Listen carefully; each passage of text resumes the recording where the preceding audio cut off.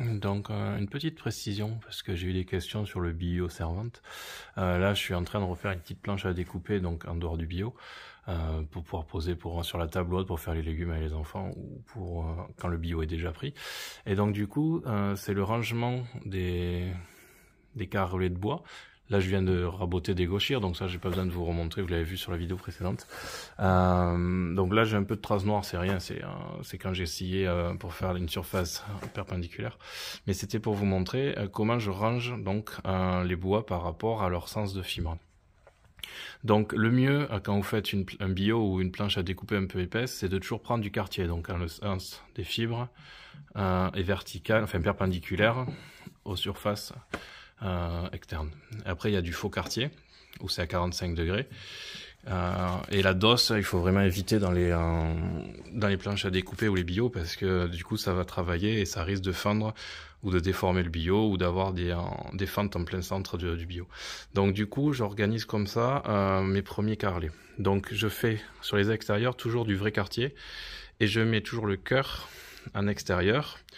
Je viens en opposition avec un cœur pour figer ces deux morceaux, et je mets le centre entre les deux. Il y a très peu de risques que ça bouge, mais par contre l'avantage de faire un cœur extérieur, c'est que ça c'est très stable, cet ensemble de deux morceaux, et là le cœur c'est toujours là où ça va faire un arrondi. Donc je préfère esthétiquement avoir le bio qui travaille en faisant un arrondi léger vers l'extérieur de la planche ou du bio, plutôt que d'avoir un creux.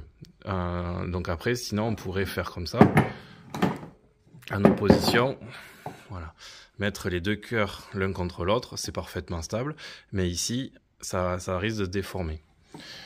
Donc moi je fais comme ça. Donc ça je fais sur les deux extrémités, j'essaie de trouver mes deux beaux quartiers, et ici pareil, hop, je remets un cœur extérieur, un centre, un cœur. Et après au milieu, il faut essayer d'annuler les efforts avec ce qui reste. Donc moi j'ai mis les quartiers extérieurs, mais comme là j'ai eu deux plateaux de bois différents, enfin à deux endroits différents du plateau de bois, j'ai gardé mes quartiers à l'extérieur. Au centre, j'ai essayé de remettre le meilleur faux quartier avec le quartier qui me restait, pour éviter de gaspiller ce carrelet ou d'avoir la planche qui ne correspond pas aux dimensions souhaitées. Donc je mets cœur contre cœur, comme ça ces deux sont en opposition. Ici, j'ai deux faux quartiers, donc eux, je vais les mettre en opposition, cœur contre cœur, parce qu'ils vont se retrouver au centre de la planche, donc la partie extérieure devrait moins travailler.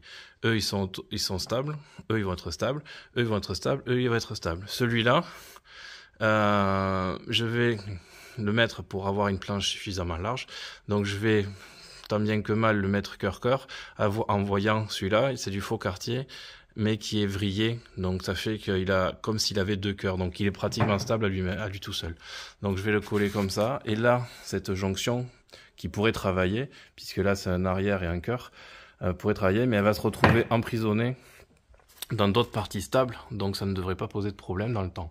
Donc là, c'est brut, bien sûr, je vais les organiser comme ça, je vais procéder au collage, et après, une fois que c'est collé, je referai une petite vidéo. Quand on va venir débiter des bandes, on va revenir retourner les bois pour réinverser les cœurs et les non-cœurs, pour restabiliser dans l'autre sens. Mais ça sera après. Donc la suite, là je viens de faire les tranches, et maintenant pour avoir une résistance optimum, donc à la coupe, on vient mettre en bois debout. Donc on les retourne. Donc là, chaque tranche est homogène au niveau des tensions dans le bois, puisqu'on a vu tout à l'heure les sens de collage. Et là, pour éviter, donc pour continuer à annuler les tensions et pour éviter que ça soit des bandes visibles identiques, on vient une sur deux faire une rotation complète. Et là, on se retrouve donc avec les tensions annulées dans tous les sens. Et normalement, votre bio ne devrait pas se décoller ou fendre ou se dégrader dans le temps. Et voilà. Et après, toutes les traces noires, ça s'élastit. Au ponçage, ça disparaîtra.